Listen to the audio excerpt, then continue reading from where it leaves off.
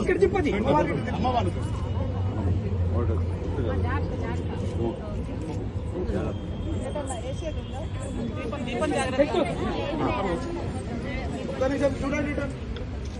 మీరు కూడా ఒకటి పట్టుకోవచ్చు.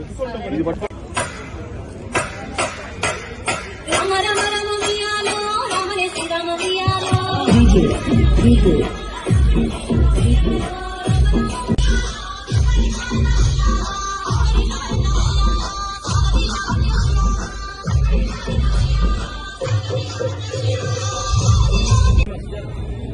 ఇప్పుడు సరే కొద్దిగా ప్లీజ్, కొంచెం ప్లీజ్, కొద్దిగా దూరం రండి, పక్క రండి, వచ్చాడు దగ్గర దగ్గర.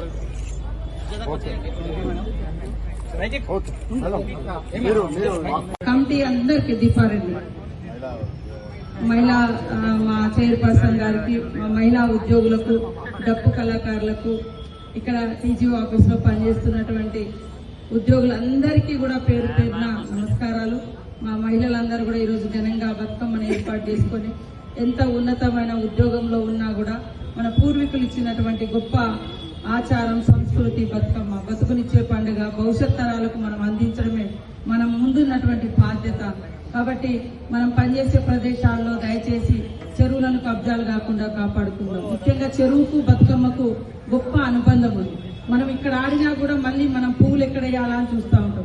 అయితే వాగులల్లా లేదా మరి చెరువులల్లా వేసుకోవడం, లేదా లాస్ట్ బావులల్లో వేసి, కానీ ఇవన్నీ కూడా పూడ్చబడి ఈరోజు మరి ముంపునకు బలయ్యేటువంటి పరిస్థితి గ్రామాల్లోకి వస్తుంది. చెరువులు నిండితే మనం ఒకప్పుడు చూస్తే మన చిన్నతనంలో చెరువులలో నీళ్లు తాగేది, చెరువులలో స్నానాలు చేసేది. చెరువులు నిండితే పంటలు పండితే మరి చెరువులకు కృతజ్ఞతలు, ధన్యవాదాలు, అదేవిధంగా పూజలు చేసే పండుగనే బతుకమ్మ.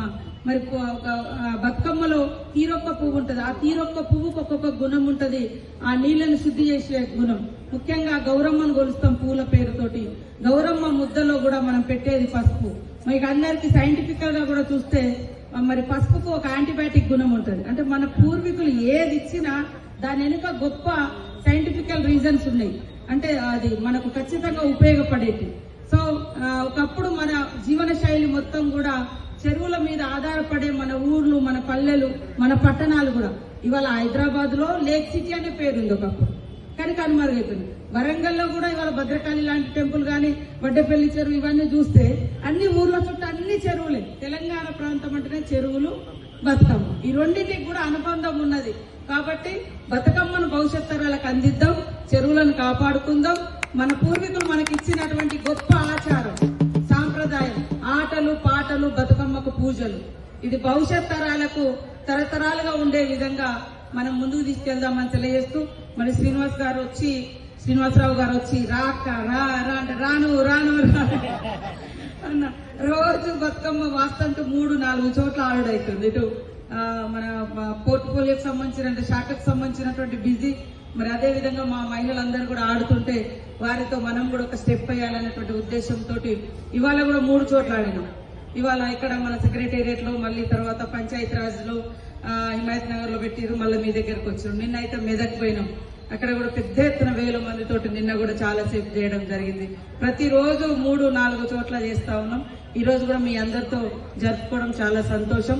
మంచిగా పనిచేసి ప్రభుత్వానికి మంచి పేరు తీసుకొస్తూ మీరు చేసే మంచి పనులు మన యొక్క కుటుంబాల యొక్క గౌరవాన్ని కూడా పెంచుతాయి. ఎక్కడో చిన్న తప్పు చేస్తే, సస్పెండ్ అయితే మన కుటుంబ సభ్యులందరూ కూడా బాధపడతారు. కాబట్టి మనం చేసే పని భవిష్యత్ తరాలకు ఉపయోగపడాలి, ప్రజలకు ఉపయోగపడాలి, మీ గౌరవాన్ని కూడా పెంచాలి. తద్వారా మీ కుటుంబ సభ్యులు గౌరవంగా తలెత్తుకొని మీరు అవార్డులు తీసుకుంటే మీ కుటుంబ సభ్యులు గర్వపడేలాగా మీరందరూ పనిచేయాలని మనస్ఫూర్తిగా కోరుకుంటూ, మా మహిళా సోదరి మనందరికీ కూడా సద్దుల బతుకమ్మ శుభాకాంక్షలు. అదేవిధంగా మా సోదరులకు, సోదరిమణులకు, రాష్ట్ర ప్రజలందరికీ కూడా మరి దసరా శుభాకాంక్షలు తెలియజేస్తూ జై బతుకమ్మ, జై తెలంగాణ.